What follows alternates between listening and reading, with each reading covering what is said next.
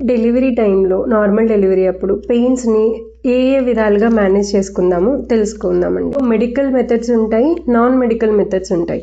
Non medical methods అంటే like pelvic floor exercises, delivery టైంలో labour బాల్తో ఎక్సర్సైజ్ కానీ, స్క్వాటింగ్లో కింద కూర్చొని లేయడం కానీ, హాట్ ప్యాక్తో బ్యాక్ మసాజ్ కానీ, వీటి వల్ల పెయిన్స్ తగ్గించవచ్చు కొంచెం.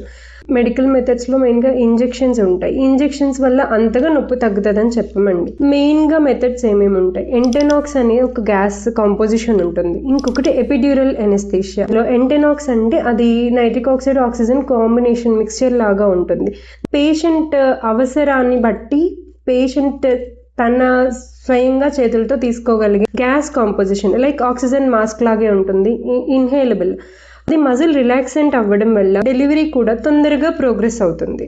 ఇంకొక మెథడ్ ఎపిడ్యూరల్ ఎనెస్థీషియా అంటాము. అది నడుముకి సూదిచ్చి డెలివరీ పెయిన్స్ దాన్ని బట్టి మత్తు ఇస్తూ ఉంటారు. దానివల్ల కొంచెం రిస్క్ ఏంటంటే డెలివరీ ప్రొలాంగ్ అయ్యే ఛాన్స్ ఎక్కువ ఉంటుంది. నేను మీ doctor Lakshmi Prasanna, consultant gynaecologist, Meenakshi hospital, Darsi.